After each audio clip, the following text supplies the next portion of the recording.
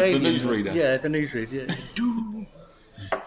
I'll kill the humans. You better enjoy it. I love them. Yeah, great. It's all about killing humans. So is this I've got a lot of questions about this. Oh, really? Killing humans, toenails. None of this is in here. But what's going on? Well, the thing is, what you have to remember is we've survived Dennis coming and we'll survive Dennis going back. Yeah. In our time, we've survived Dennis Thatcher, Dennis Lawson, and Dennis Nielsen. So we've done all right. Yeah. Mind you weren't old enough to remember Dennis Nielsen. No. What I was. Well, no, I don't know. You look like you read books, so you probably would have Have read an it. air of intelligence about it. I will take that and I will run with it. I look like a book reader. I like that. Calling you a librarian, mate. I was going to say, I can see where this is going. Like, I'm a cool ass librarian. A cool-ass librarian. Yeah. Hey, it's never been done.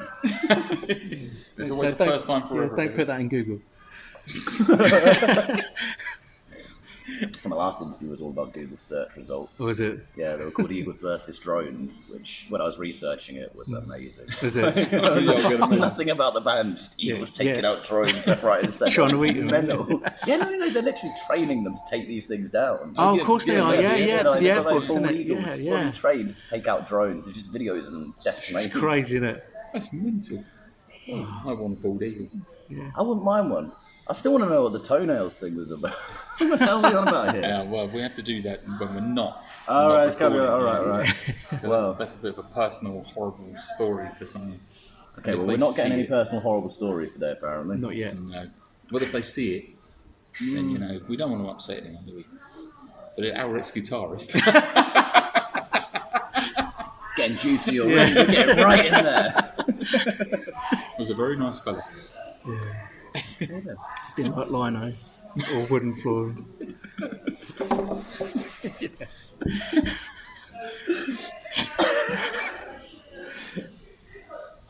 It's enough you know too much. Yeah. Look it down, let's be professional. Yes, let's do this. absolutely. Cool. Right, well, I'm your Helgrind. You're playing stage 2 later on today. What can we expect from your set? Anything special planned for us? Getting the songs right would be Getting the songs right. be a good start. Being in tune? Yeah, that's always quite a nice, You nice guys way might to have go. that down by now. Oh, you'd think so, You've got some but experience under your belts now. our other guitarists likes to throw a few curveballs our way now and again. How easy anyway? Well, no, we left them back there so they can look after the drummer Yeah, so and they the can guitarist tune can up, look after yeah. each other. Right. They're all babysitting each Yeah. other. Yeah, This is they it. need to be Hands on looking each after. other. That's it. Literally. Can't lose them. Too nervous. But what it is the story comes from when we played in Wiesel in Germany. Yeah. And Chris, the guitarist, spent ages tuning up his guitar, and then some sod drunk idiot decided to untune it while he was in the bog having a piss.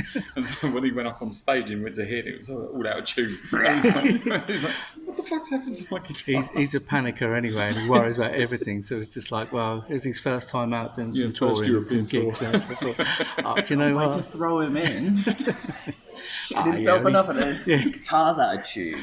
He deserves it. Nasty. And since then, we've always been saying, "Where's your tuner?" And have you not got a tuner and all this, you know? So he's like, Should not gathered like a nickname out of that or something.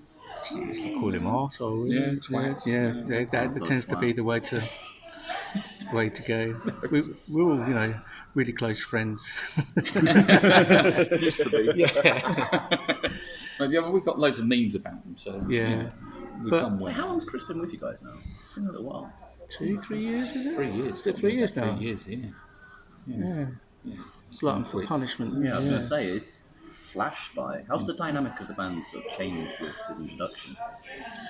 I think before we've gone through quite a few different lineups, and basically, and it's no disrespect to any of the ex-members, but sometimes you get to a certain point where you have to turn around and you have to say, enough's enough, and you've got to move on.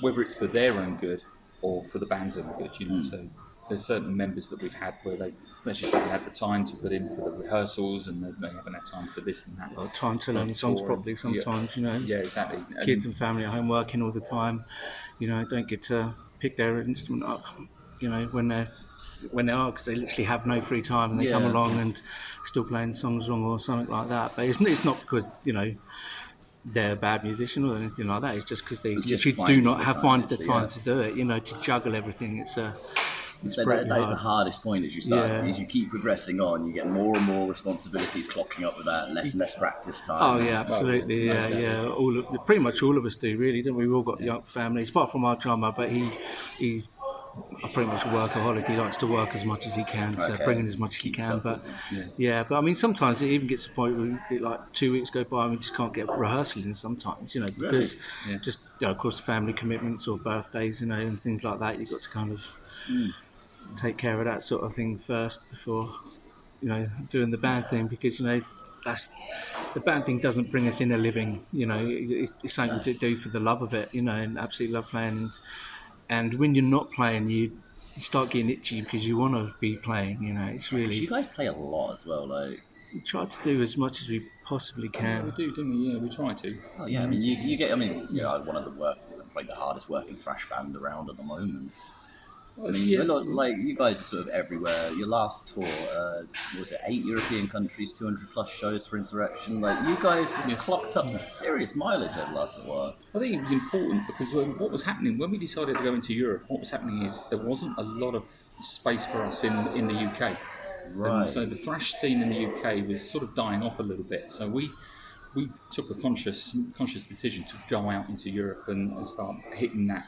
And it was sort of like it was a natural sort of progression for us, because we'd done up and down, and there's only so much you can do until you actually turn around and go, we've got to now branch out somewhere else. Yeah.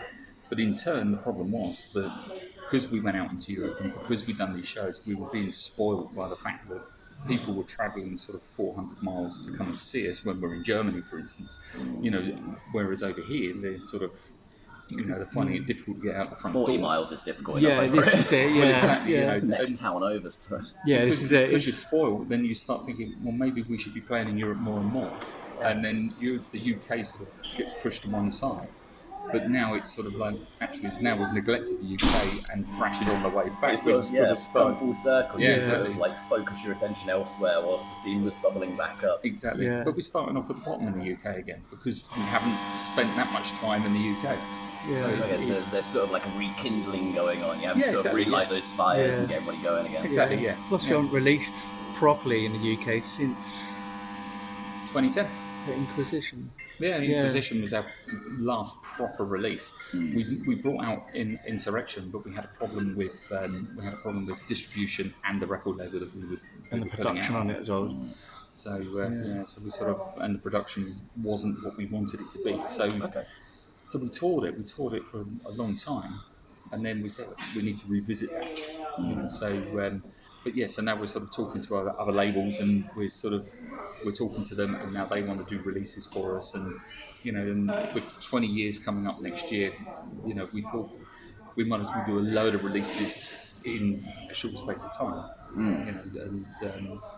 so to bring us in line with what we're doing, sort of thing, So tour it this year, get the audiences wanting to know what we're doing, and then hit them with the PR and all the rest of it through whichever record label we decide to jump onto. Okay, so there are more releases in the works then. There's writing going on right now. 3 at the moment. We're redoing the last album at the moment. I was going to ask if that was being recorded anyway. Yeah, we're re-recording that one. We're doing a live album we recorded last year in Austria, didn't we? Live. We've just been trying to, when we got the time, putting all the pieces together, all the songs, making sure we've got everything right. And we're redoing the very first Helgrind release. Denial album. We're re-recording that one as well. So we've got a few things coming out. I mean, is that part of the sort of like 2-decade thing? Part of the package of that. It sort of comes in with 15 years since Denial was first released, and 20 years since the band started out. A lot of milestones. Yes, a lot exactly. Of big ones. And in exactly the same sort of time. So sort of February next year, that's sort of like 20 years and 15 years, and it's It's going to be. I think it's a better idea to push it out. The record labels know what they're doing, and they know the best ways to market things and all the rest of it. Plus, I mean, a lot of people. I mean, we don't even really sell the very first album anymore. You know, we haven't got any copies left, and it's like, well, less rare sort of. Yeah, but you can pick them up on eBay and shit like that. But he's, you know, well, they go for like 4 times the price. Yeah, maybe. No. The only reason we're redoing it is because people kept coming up to us and saying, "Why don't you redo Denial?" And we're thinking, "Well, how the hell did you get a copy of that? Because there's no way you were around 15 years ago." You know? Yeah. I bet there's some torrents going around somewhere. It's being shared about somehow. Yeah, Russia. Maybe. Yeah. Always Russia. It's working in your favour though. If you want me to re-record it, then the interest is there from it. Because I was in Hungary once, and this guy came up to me, and he had lists and lists of like CDs that he'd like bootlegged, and I was like looking through this list, and there was the CD sitting there, and I was like, you know, and I'm like, how the fuck did you get this? He said, torrent. Yeah, whatever. So you should have got yourself a copy of that. I could have got a copy of One of your own bootlegs. How good would that be? Actually get our own copies of it. Yeah. Well, I got the Cubase copies. Ah. So. Okay, so you got the real versions there. Yeah, exactly. An SX1 or whatever it was. Oh, right. And say, what were the names of the tracks? Are they all sort of like that? Those really bad, like version 1.3? Well, they should have been called that, because I think the tracks on the album were good.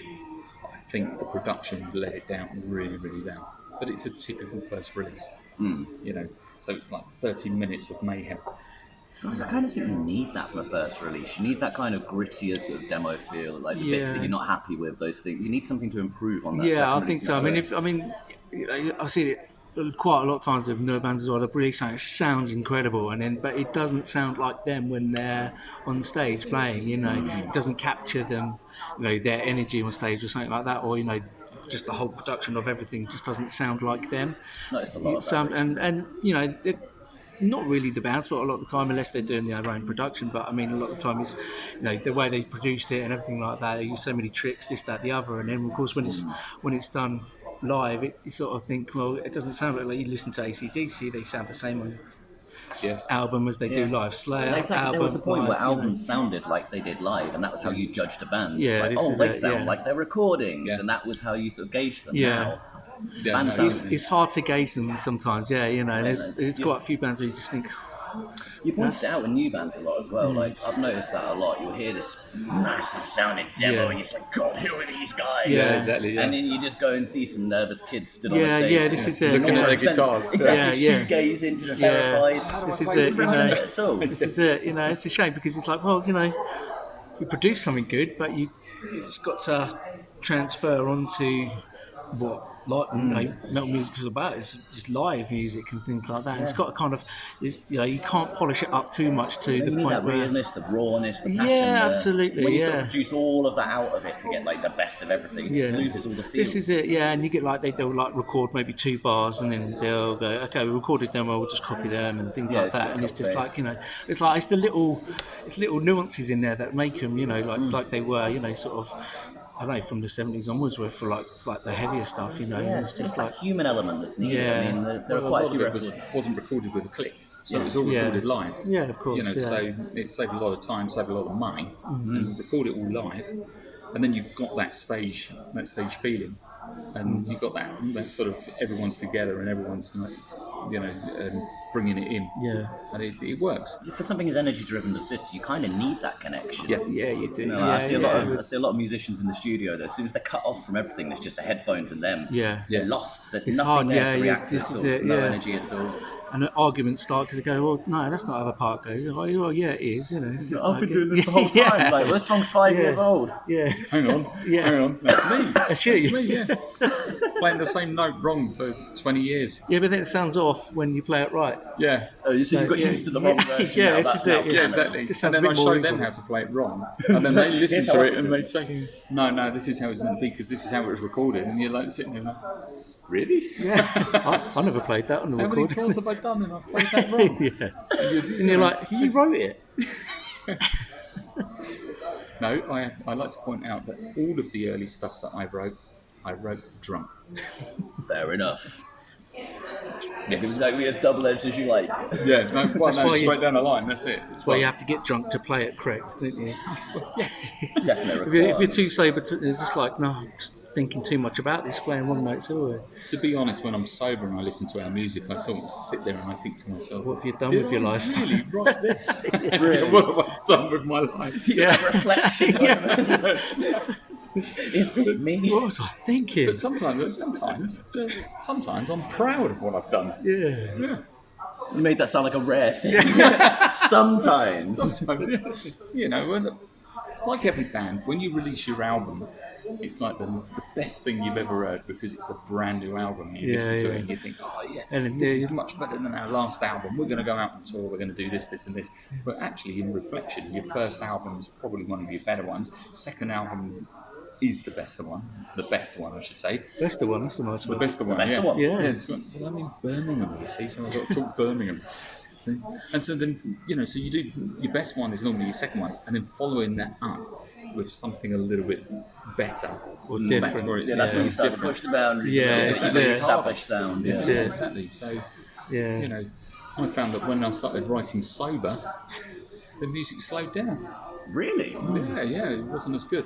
Oh, good thought. So I that's didn't know you- actually Didn't know you were sober. Really. Oh. But so this is rare writing then. Those rare sober moments. Yes, exactly, yeah. And all on the Inquisition album. Because on the Inquisition album, we decided to do a different approach on how we were going to write. Writing. Yeah.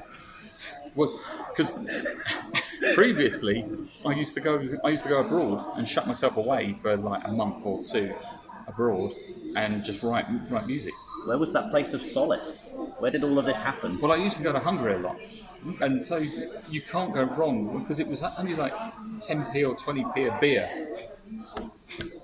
And I can see what you wrote there. You see where I'm going here, yeah? Yeah, definitely. And so, but Inquisition, we decided to do something completely different, and we handed a lot of the writing over to Jim, who was in the band at the time, and he wrote the majority of the stuff. But the stuff that sort of survives and people ask for is the stuff that is a little bit faster. That I might have had a couple of drinks in, Shows. but only in writing, not in recording. Just the creative inspiration, the muse. Well, yes, exactly. Yeah. The muse. The booze. But yeah, I mean, I'm not saying that you should go and get drunk and write music, but it helps. Hey, apparently it works. Yeah, it helps for Can't argue anyone, with it. yeah. Yeah, it helps, Different methods for different people, yeah. Exactly. Whereas Simon doesn't get drunk and write music. No, not work for you.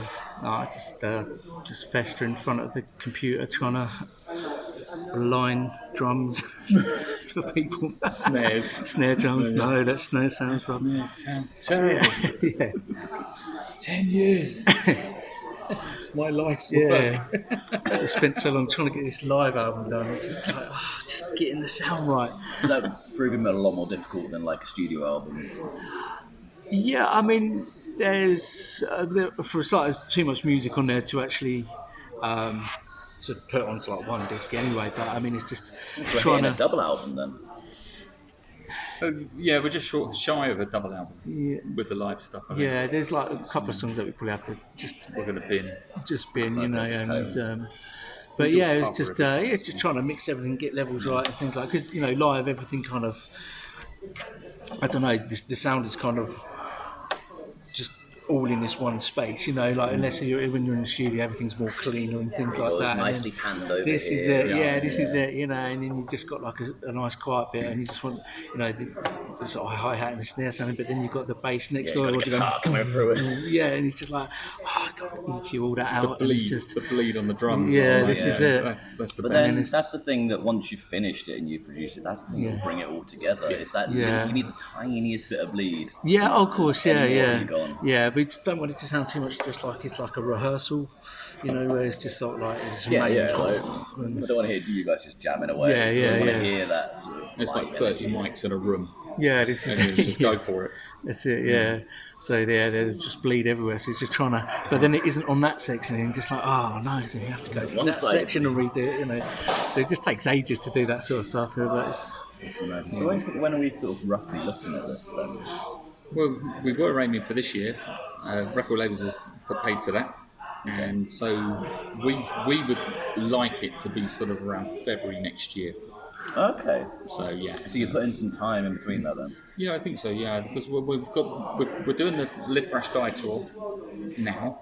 So we've got we're on part 1 now. Part 2 starts in September. So we'll be hitting bigger venues in the UK for part 2. What kind of venues are hitting part 2? We're looking at the O2s in London, wasn't it? Islington O2, Birmingham Academy, Sheffield Academy, wasn't it? And there were a few other places. But there's some bands that we're going with that allow us to be able to go a little bit higher and aim a little bit higher, you know. But I mean, there's still like 250, 300 venues, capacity venues, and they need to be that big for what we're trying to achieve. So this hardly sounds like starting again from the bottom. well, it is because Is it? We're looking at the O2 academies. maybe it's a slight exaggeration, but you're not really like. yeah, in part 1 we played the King Billy in Northampton, which is just a pub, Just a small bar, yeah. a small bar. Then we're going to a place called Club 85 in Hitchin, which is it's a 200 capacity, but it's a really good sort of local thing for us. Just down the road, isn't it? It's a nice stage as well. Oh, it is. there, yeah. It's really good in there. Yeah. People really look after you as well. So so it's really good. And then we've got where else? We've got Bolton. The Almarin in Bolton, yeah, you know, so which is quite a small sort of really up close and personal sort of thing. You know, going out into Germany, we're playing small places in Germany as well. Okay. You know, so there's another European leg going to be happening with all of this. yeah, it's only 4 shows. We're doing 2 in Germany, 2 in Austria. And so you know, but they're sort of up close and personal sort of things. You know, so it's sort of we're learning our craft and still delivering what we're trying to do. Sort of thing, you know? So it feels like we're starting on the bottom rung and working our way up. So that's how it feels. I like those sweaty, close and personal Yeah, the gigs down and now. dirty ones. This You is get to it. feel it. Yeah, face this is to face. it. Yeah, you can smell the bloke at the back. You know, it's it. Yeah, Face to Sweat face flying with your everywhere. audience. Yeah. You know. Which Yeah, is getting that's what knocked a show out. Right? was. Yeah, Yeah, Not exactly. sure what's changed. this is it. Yeah, I think we've had that. Didn't we have that over the first show, King Billy, when someone nearly knocked the knocking your teeth out of the microphone. Yeah. You know, it's all right. I can grow You some don't even more. need to be on stage for that in Northampton. That's it. No, yeah. That's just the food. Yeah, it's a lovable show, isn't it? Yeah, I like it. I like it in the King Billy. Yeah. Especially in there. It's a good pub. You guys go down really well there as well. I mean, before. Yes. It's been good. Yeah. No, That's always a good fun one to do, I isn't don't it? remember the last time I saw you guys there, but it's blanking me now. Been a while now. we have good fun. We're on whatever gig we do, whatever size, we're up there and we're doing exactly the same thing. It doesn't matter what size the venue is, how many people are there, because I mean, you know, we do still play in front of like 10, 20 people. 10 people, yeah. Just really playing for those 10, 20 people. Yeah, Well, exactly, you feel, sometimes you feel like you work harder, for something, because, there's not as much of an atmosphere, so you've got to create You've got to one. build it yourself. Yeah, this is it. Self-generate. Yeah, Yeah, but you but still got to it's do it, haven't you? Yeah, you can't sit back on your laurels and go. But as I said, whoever we play to, just try and give as much as we can and just have fun up there, because I mean, you do the travelling, you do this sitting around, do this, just for that hour and a half, or even half an hour, depending on what the gig is or something like that. Everyone's taking days off When you work break and it down things like that. it really does sound and it's like. rough. Yeah, and you sort of think, by the time you go on stage sometimes you're knackered because you've not really been doing anything, you've been travelling and you've just been sitting around and things like that. Yeah, it's been in limbo the whole time. This is you it. have to flick it on stage. Yeah, this is it, and it's just sort of remember, like, that's what you're doing it for, that's why you're there for. That's the thing that makes it. You kind of go through all of that other stuff to do that. So there's nothing worse than going all that. Yeah, and then coming on stage going, "Oh, I'm tired." I'm done now. Yeah, I wanna go home. no, this is it. Yeah, it can't work like that. I think it's when you do that. People are spending money to come in to see you, and you've got to give them something. All right, we've travelled up and down the country or whatever, but you still got to give them something. Exactly. 'Cause You're they're there travelling see to you. flog your wares. Yeah, well, exactly. Yeah, we've travelled like for 2 days up to Hungary or something, and then jumped out almost to the point where we need to be on stage or something. And just have to get up there and play. And, no one's had any sleep in the van. Yeah, it was at Vienna. Vienna, 24 hours it took us to get to Vienna. We climbed down, unloaded the van, and played. Yeah. Yeah. And that was tiring. How long do you sleep after that? Yeah. A couple of hours, because then we've got to drive from Vienna to Budapest and then do it all over again. The worst one was to Poland, wasn't it? Where was that from? Budapest to Poland, right? 20 hours just in one stint, just stopping off for fuel. And we stopped off in the Czech Republic, didn't we, for fuel? Yeah, that was a killer. You're making it sound like a real grind. Is it worth it all?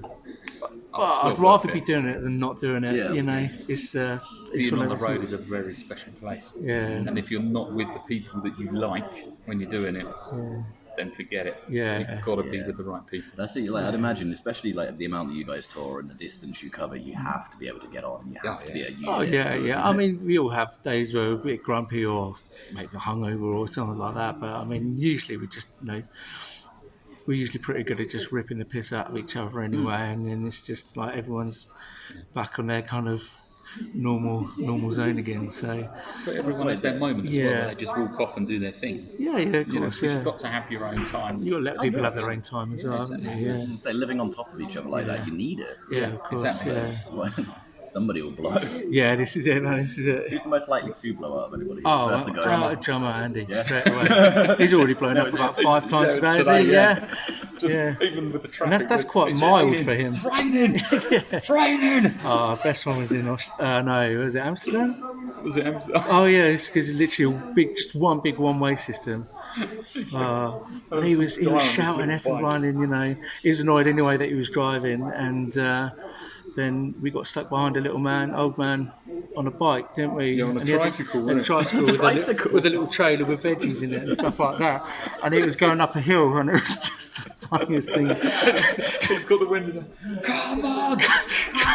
And then in the end, all these guys come out of this pub. Yeah. And got this little guy on this trike, pushed him up the hill. Let's get him out. Come on! I should have got in a tour. Oh, because he was so angry, and we just couldn't stop laughing. It was making it worse for him as well. It was a thing of beauty. Yeah.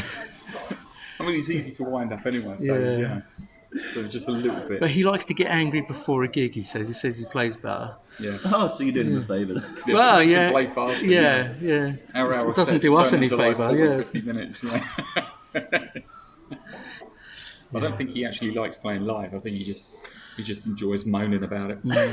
So He likes to have a good grump. Sustenance. Yeah. What are you going to do to wind him up before you go on tonight then? Oh, we don't need to do anything. He's done it himself. Yeah. Primed and ready. What are we looking at? 45 minutes? Yeah, he's had a look at the kit. He's had a look seen, at the kit, triggers, I'm going to be there. He's going to be flapping around, so... He couldn't get in the dressing room because security wouldn't let him in. He does it to himself. He does, yeah. Because the doors were all locked and security didn't have a key, and so they kept sending him to the same people, and he was walking backwards and forwards. Someone had gone off with the key, hadn't they? Yeah. Oh, somebody must have been winding up. He slipped him a tenner. You tell him. I bet he blamed you guys at least. Likely. I know it's them. Yeah. Very likely. We don't care. No. He'll have a bit more later when we get back. It's more fun for us, isn't it? Yeah, well, yeah, exactly. And that's all that laugh matters. about it. So where are you guys off to next? We're off to the O2 in Birmingham to do a 5 o'clock show. Are we playing at 5? Yeah. Done at 5? Yeah. On at 5, off at 5:50. Well, you've got 50 minutes. Yeah. Which is actually, I was saying to someone before, it's actually really good because this is the first time we've done anything for HRH. Is it? And and for them, we was expecting 30 minutes on in the academy for it. And that's what we were expecting, and we weren't expecting anything bigger than that. That's because you're starting at the bottom, isn't it? Yeah, well, exactly, yeah. And then they get in contact with us and, you're playing on the second stage for 50 minutes. Like, Are you sure? okay. All right. Means we've got to cut some music out of that set. But we were really surprised, and we were really happy because they've really looked after us, and apart from letting us into the dressing room. Yeah, exactly. Well, he doesn't count really for that sort of thing. You know, he's used to it. Yeah. What else could go wrong today? Yeah. You forgot your sticks, Andy. Yeah, it's funny you should ask. We've got your sticks here. You guys got to do like a tour diary of just winding them up. Well, see, Just give us a compilation or Yeah, something. I yeah. want to see We some of should. this on YouTube. We've I got need some to see some that. little bits, but I mean, they're not the two- golden bits, are they? No, They're no, just, exactly. What's I've got that? 2 people that we can do it to, you see. yeah. Whereas one gets really angry and the other one just stands there and goes, like, and he doesn't know what to do. And so it's like, you know, I don't think I've ever seen Chris angry. Only when we got we missed our the Eurostar. He had to get back for work the next day, so he had a little cry and threw his toys out the pram. But I can't imagine Chris getting angry about anything. I just can't No, picture him angry. And I knocked over his guitar in the oh, dressing room before we just came now. out, yeah. Just to keep him on his toes, keep his tuning in check. Yeah. Well, I was looking. I was looking in the fridge because I was told that there was beer in the fridge, and I looked in the fridge, but I had to move someone's guitar case out of the way. Yeah. And as I moved the guitar case, his guitar just went. Yeah. Wallop. Well, it's a silly place to put it. Yeah. So it's not my fault. It's his fault. That's a round guitar, no, isn't it? A round guitar leaning up against a fridge. Yeah. Never a good idea. No, this is it. I think you just, that's a good argument. Full spiky guitars. Actually. Yeah. I hadn't thought about that. They're less likely to fall over. when No, you get exactly. there. Yeah, you just stand them up. There you go. It's just the guitarists that fall over now. So. Yeah. True.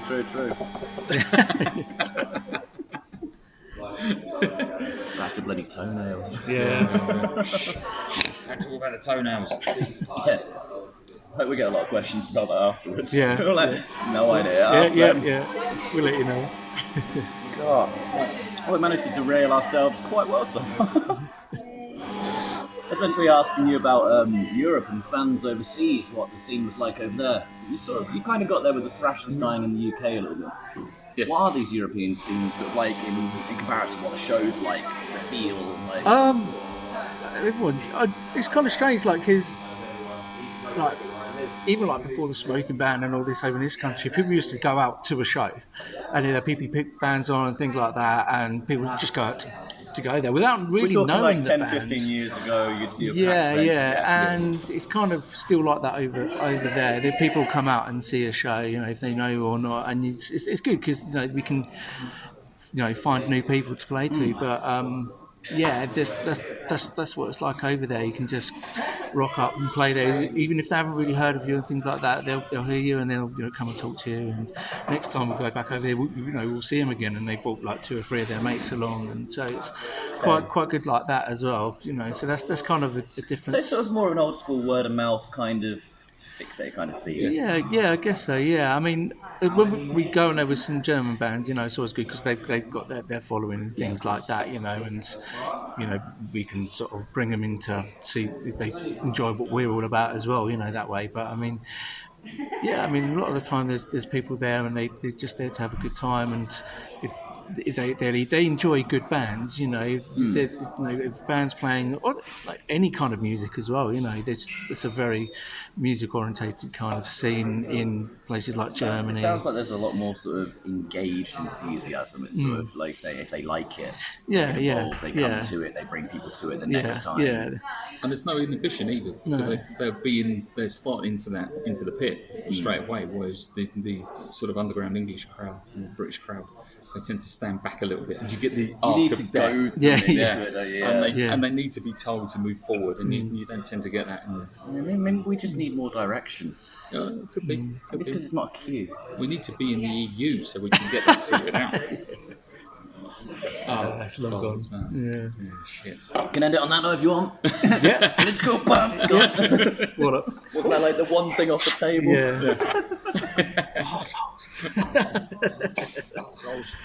Never mind. Yeah, it's going to make it harder for everyone to play, isn't it? In these places, but just got to get the visas, and if you want to do it, get out there and do it. Let's see what happens. We've got a year for them to sort it out. There's somebody that was talking to me about like the sort of other side. They were saying it's going to be difficult to go out and tour and everything, but there was also a flip argument made that because it's going to be so difficult to tour the other way and for bands to come in, Yeah. there'll be a bigger space for the underground bands. Well, yeah, this And is that's an argument I hadn't really considered. Yeah, no, I was thinking about this. You said like because you're almost like some of the bands are more cut off to coming over as easily, at least. You know, so the frequency that they come over is going to be much less, which can help the whole, UK scene sort of improve, and more bands from England will kind of, or around the UK rather, is just going to, increase, and you're going to get more bands that are from England headlining more British festivals and things like that, because... But it also means that people have to get off their asses and get out to the venues to watch the shows in the first place. Oh, yeah, definitely. Which has always been a bit of a failing in Britain. So, it's not quite an argument I'm making. I just thought I'd see what you thought of it. Yeah, somebody said it to me the other day, and it's gone round a couple of times. I hadn't really considered that side of things, but yeah. Well, it's workable, and, like I say, the politicians have all got a year to sort it all out. They've got till the end of December to get it all sorted out and work out what's going on and how things are going to happen and progress. So until that happens, it's business as usual and just crack on and get it done, So, and then we'll get to around about sort of October sort of time, and then we'll work out if we're playing in Europe next year cheaply or expensive. Or at all. I was going to say, it will have a very direct effect on you guys. Yeah, but, there's something that we have to deal with. Even with increased cost, you're going to make sure you still get out.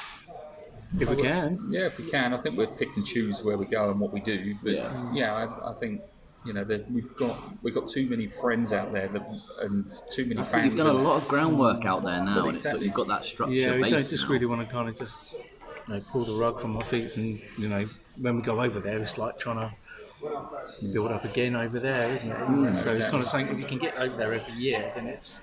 And it's like visiting family as well. Yeah. Because everyone's just like, everyone knows us and they come up and they're talking to us and all the rest of it. And it's just like, if you cut off your family, and not talk to them, then, it's sort of, what's the point? Why have we just spent the last 11 years, put all the 12 years legwork in already just to let it go by the wayside sort of thing, It's a lot to put in. Like you say, it's friends and family at this point. Yeah. Got to go back. So we're going to send Chris down the docks to get some money. Yeah. Just make tuppence. 5p, Very much for a good odd check. yeah. Over to you, Andy. Yeah. Show him this back later. I wish I had his face anyway. Yeah, exactly. Yeah, I think Chris is ready to go down the docks and get some. Looking forward to it. Yeah. All right, mate, you're up. Yeah. So it's over to you. Take one for the team. Yeah. He goes down there without us asking anyway, so... It's a nice little sideline Yeah, this is for it, him. yeah. Drums up a bit of business for himself. Yeah, this He's is got that it. new guitar with it, didn't he? Yeah. He just Paulie, the one Paulie just smashed out there. With all those... Look, it was an accident. I mean, who puts a guitar like that? Yeah. You got to ask some questions. Never ever lean a guitar up against a fridge when you know there's someone there that's very likely to be fridge, beer, fridge, yeah. beer. Yeah, mate, what, they put all these signs on exits, do not obstruct. Why not put them on the fridge? Yeah. There you go, you say. Yeah, but he can't read though, can he? He's an It's estate health agent. and safety gone mad. Yeah. He's an estate agent. Struggles with his name. Right. What are we doing for time? It's 4:15. Yeah, 20 past. 20 past. Yep, we've got to make a move. So One quick last one. Yes. Right, are there any new and budding thrash bands that have appeared in the scene that you guys have got your eyes on? Are there some new blood that you want to sort of point out? Direct towards? There are a few Yeah, out there, isn't there? there's a few out there, but there's some that we played with quite a lot of that in the same sort of situation as us, and they've been going quite a long time, and they're still out there doing it. But sort of the newest ones, we've got a young band that is going to be playing with us on tour called Militia. They're 17, 18. Yeah. I've noticed a lot of really young sort of thrash bands. Yeah, popping up. yeah. We've got Illyrian and a couple of others. Oh, yeah, of course, yeah. All those sort of guys, and they're all really young. Like, Yeah. It's a real sort of young thrash resurgence. Yeah. This is it, which is cool, Yeah. But Plenty of bands for you guys to take out with you. You've got to Yeah. pick of them Exactly. again. yeah, But there was when they say that once Slayer give up, then it's the thrash is just going to be dead. But No. That hasn't really worked so far. No, not at all. No. Well, they've only just finished. They finished so many times as well. I was at that last show. Yeah. They did more afterwards. And They just don't do Kiss. Yeah. He's going to be the new Gene Simmons, isn't he? Yeah, he is. Yeah, he's going to come back as Tom Aray's headbang tour. Yeah. The hair's going to go all solid. It's Yeah. gonna be terrible. He'll be allowed to do one headbang per tour. Oh, poor guy. Yeah. So, Right. but, I'll let you guys get to it. Lovely. Then. Cheers. Great.